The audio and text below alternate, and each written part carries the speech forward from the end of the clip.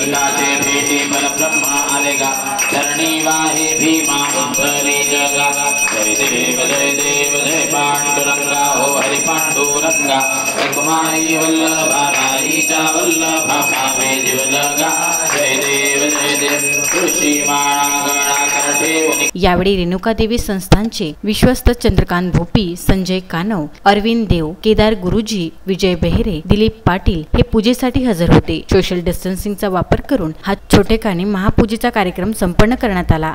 Sanjay Ghogre, Raju Darade, Vidarbha news Mahur.